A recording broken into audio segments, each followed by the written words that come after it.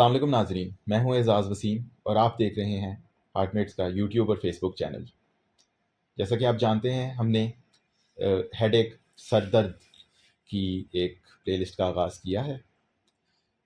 سر درد اگر معمولی ہو تو اکثر ہم پیراسیٹامول لیتے ہیں یا ڈسپرین، جو ایسپرین کی ایک ٹائپ ہے، ایک برانڈ ہے، اس کو استعمال کرتے ہیں اور یہ رفع ہو جاتا ہے۔ یہ تو ہو گیا معمولی سر درد۔ بعض اوقات اچانک تیز اٹھنے والا سر درد جو بہت شدید ہوتا ہے، اس کا یہ ہوتا ہے کہ یہ کسی دماغی عارضے یا سٹروک کا بھی سبب بن سکتا ہے، اور یہ بھی توجہ کا طلبگار ہے۔ سر درد بعض اوقات ایسا بھی ہوتا ہے جو آپ کو نڈھال کر دے، آپ کی روزمرہ کی زندگی میں تنگی کا یا آپ کو ایک ڈسٹرب کرنے کا سبب بن سکتا ہے۔ درد شقیقہ یا جس کو ہمادے سر کا درد کہتے ہیں، اکثر لوگ اس کو مائیگرین کے نام سے بھی جانتے ہیں، یہ بار بار بھی ہوتا ہے، کچھ منٹ سے لے کے چند گھنٹوں اور کئی دن پر محیط بھی ہو سکتا ہے۔ اس کی کیا سبب ہوتے ہیں، اس کا علاج کیا ہے، اور اس سے بچاؤ کس طرح کیا جا سکتا ہے، اس سلسلے میں ہم نے آج کی یہ نشست رکھی ہے اور ہم اس سب کے بارے میں ڈاکٹر طارق وسیم سے جانیں گے۔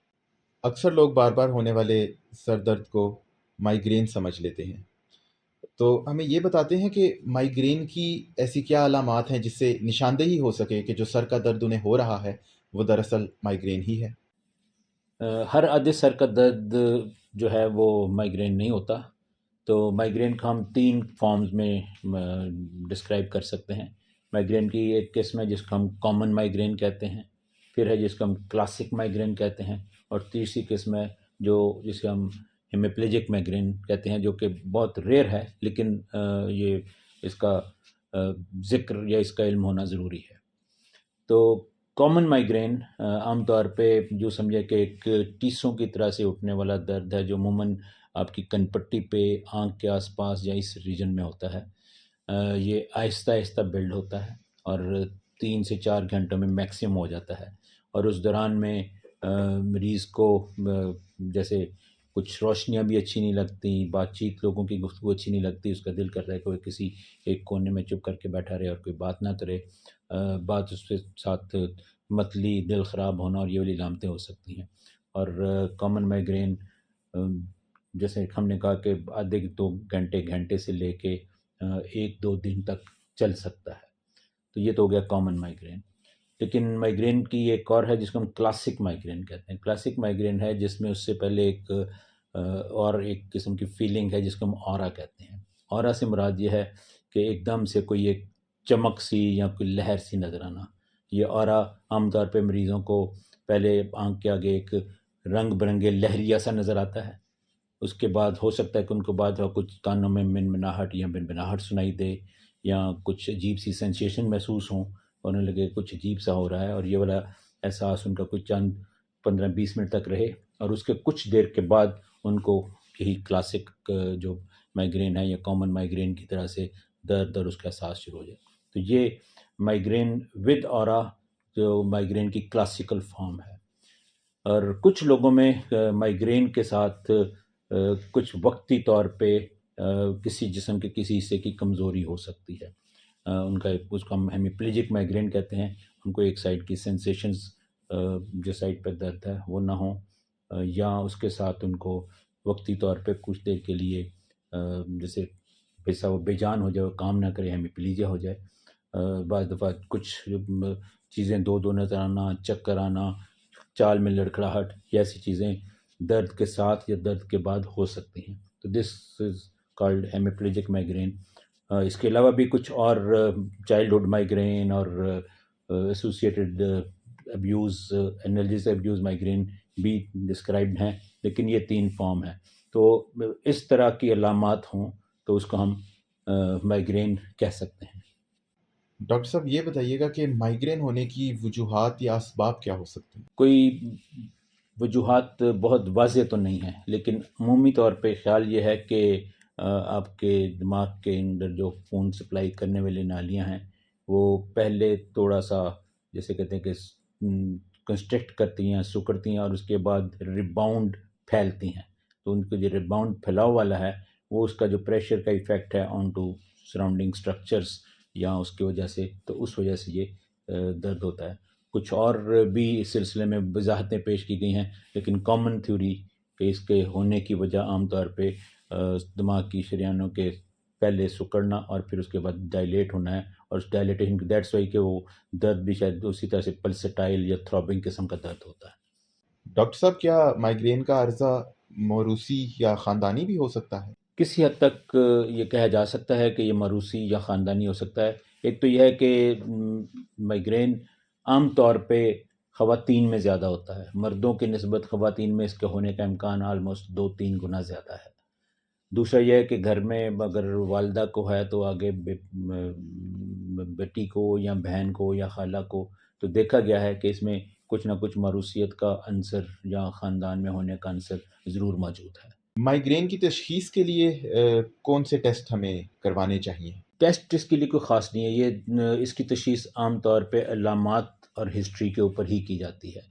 لیکن جیسے ہم نے کہا کہ اس میں کچھ اوور لیپ ہے، اور بعض دفعہ پہلی دفعہ ہونے والا شدید سر درد لازمی نہیں ہے کہ ہم اس کو مائگرین کا نام دے سکیں، یا وہ والے درد جن کے ساتھ فوکل ڈیفیسٹ یا کسی جسمانی کمزوری کا یا تو اس میں رول آؤٹ کرنے کے لیے ہو سکتا ہے کہ ہمیں بعض دفعہ سی ٹی اسکین وغیرہ کروا کے دیکھنے کی ضرورت پیش آئے، کیونکہ عموماً اس کے ساتھ ہونے والا جو فوکل ڈیفیسٹ ہے یا ویکنس ہے وہ کچھ عرصے کے بعد ٹھیک ہو جاتی ہے، جبکہ اسٹروک یا اس صورت میں ہو سکتا ہے یا کوئی وغیرہ اور برین ٹیومر وغیرہ ہے تو اس کے کچھ چیزیں آپ کو سی ٹی اسکین پہ نظر آئیں.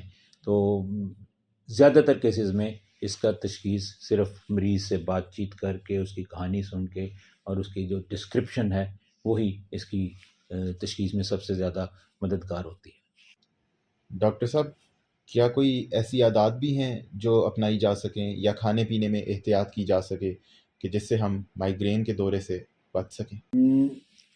کچھ جیسے نیند کی کمی، بہت زیادہ تھکاوٹ، بہت زیادہ کام کی زیادتی، اور زندگی میں بے ربط سی زندگی اس کا ٹریگر کرنے کا سبب ہو سکتی ہے. جہاں تک کھانے پینے کا تعلق ہے تو ہاں کچھ چیزیں ہیں جو اس کے ٹریگر کر سکتی ہیں یا شروع کر سکتی ہیں. اس میں ویسٹرن معاشرے میں تو الکوہل پہلے نمبر پہ ہے، پھر کیفین اور کافی اور چائے کا بہت زیادہ استعمال وہ بھی ہو سکتا ہے.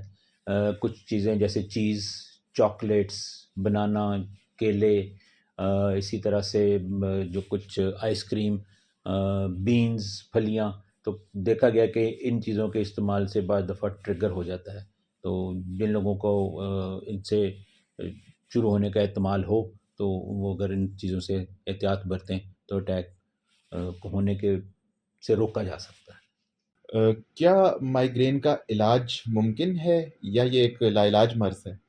یہ لا علاج تو نہیں کہا جا سکتا، لیکن اس کا یہ ہے کہ یہ جب جن لوگوں میں ہوتا ہے تو بعد وقت کئی سال تک بار بار ہوتا رہتا ہے، تو اس وجہ سے اکثر لوگ اس کے لیے یہ ٹرم یوز کرتے ہیں کہ اس کا تو کوئی شاید علاج نہیں ہے اور اس نے خود ہی ٹھیک ہونا ہے، اپنا وقت لے کے ٹھیک ہونا ہے. لیکن یقیناً دواؤں کے استعمال سے ایکیوٹ اٹیک کی شکل میں اس کی شدت کو کم کیا جا سکتا ہے، اور اسی طرح سے کچھ دوائیاں ہیں جو اس کے بار بار اٹیک ہونے کی فریکوینسی کو کم کر سکتی ہیں یا ہر ہونے والے اٹیک کی شدت کو کم کر سکتی ہیں. تو علاج کے حوالے سے یہ کہ 2 طرح کا علاج ہے. ایک وہ علاج جو ہم ایکیوٹ جب آپ کو دورہ شروع ہو گیا اور آپ کو سر درد شروع ہے اور ساتھ تمام علامات ظاہر ہو گئی ہیں تو اس وقت کیا کرنا ہے. تو ایسی صورت میں عام طور پہ ریسٹ کیا جائے، تھوڑا سا کوئی سیڈیٹیو یا پرسکون والی دوائی دی جائے، NSAID یا پین کلر جس کو ہم کہتے ہیں وہ یوز کیے جا سکتے ہیں. اور اس کے ساتھ کچھ دوائیاں اور ہیں جو اس ایکیوٹ اٹیک کی شکل میں لی جا سکتی ہیں. متلی اور دل خراب ہوتا ہے تو اس کے لیے وہ دوائیاں جو متلی ختم کریں وہ اس کے لیے کارگر ثابت ہو سکتی ہیں. تو اس طرح کی ٹریٹمنٹ کو ہم ابارٹیو ٹریٹمنٹ کہتے ہیں کہ وہ اس اٹیک کو ابارٹ کر دیں یا ختم کر دیں. اور پھر کچھ ہیں جن کو ہم اس لیے استعمال کرتے ہیں کہ ان کو بار بار دورہ نہ ہو، اور اگر دورہ ہو تو اس کی شدت کم ہو جائے.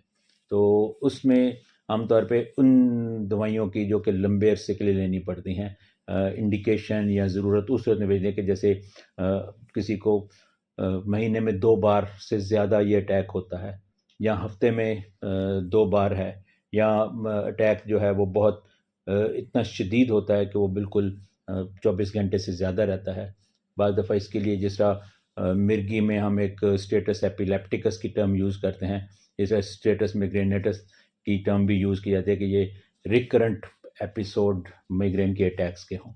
تو ایسے لوگ جن پہ بہت ریپیٹیو اٹیک ہیں، مہینے میں 2 دفعہ زیادہ انہیں اباٹیو ٹریٹمنٹ لینے کی ضرورت پیش آتی ہے، یا ایک ہی اٹیک میں، یا جن کو ہیمیپلیجک میگرین کی ہم بات کر رہے تھے، تو ان لوگوں میں کچھ ٹریٹمنٹ ہے جو پریونشن یا پروفلیکس کے لیے لی جاتی ہے. جو پریونٹیو ٹریٹمنٹ ہے اس میں ہم کچھ جسٹ گروپس آف جو میڈیسنز ہیں یا کلاس آف میڈیسن اس کے نام بتا سکتے ہیں. بیٹا بلاکر یوز کیے جاتے ہیں، کیلشیم چینل بلاکر یوز کیے جاتے ہیں، کچھ بعض دفعہ اینٹی ڈپریسنٹ دیے جاتے ہیں، بعض دفعہ ہم اینٹی کنولسنٹ یا جو مرگی کے میں استعمال ہوتی دوائیاں، وہ والی دواؤں کو بھی استعمال کرتے ہیں. اور ایسی دوائیاں عموماً مریض کو 3، 6، 8 ماہ تک لینے کی ضرورت پیش آتی ہے، اور بعض دفعہ کئی سال تک دیا جاتا ہے. اور ان دواؤں کے استعمال سے یہ ہے کہ مریض کے اٹیک کے درمیان دورانیہ بھی اٹیک کا کم ہو جاتا ہے، اور درمیان میں وقفہ بھی زیادہ ہو جاتا ہے. تو جیسے جیسے اور جو مائگرین کا جو زیادہ تر جو لوگ اس کی شکایت کرتے ہیں ان کے ایج گروپ 20 سے 40 سال کی ایج کا گروپ ہوتا ہے. اور جیسے جیسے عمر زیادہ ہوتی ہے تو اٹیک عموماً خود بخود کم ہونا شروع ہو جاتے ہیں، یا بہت ہلکے اٹیک ہونے شروع ہو جاتے ہیں. لیکن کبھی کبھار یہ بہت 40 سال کی عمر کے بعد سیکنڈ پیک آتی ہے اس وقت، یا بعد کچھ لوگوں کو 20 سال سے کم عمر میں بھی یہ ہو سکتا ہے. سو لا علاج نہیں ہے. کئی دفعہ اس کا علاج جن کو بار بار اٹیک ہو کافی دیر تک جس کو ہم کہتے ہیں کہ پریونٹیو علاج کرنے کی ضرورت پیش آ سکتی ہے. ناظرین، اگر آپ نے یہ ویڈیو دیکھی ہے تو اپنے فیڈ بیک سے ہمیں آگاہ ضرور کیجیے گا، اور ویڈیو پر کامنٹ کرنا نہ بھولیے گا. اگر آپ کو ویڈیو پسند آئی تو اس کو لائک اور شیئر ضرور کیجیے گا. چینل کو سبسکرائب کیجیے اور اپنا خیال رکھیے. دیکھتے رہیے ہارٹ میٹس.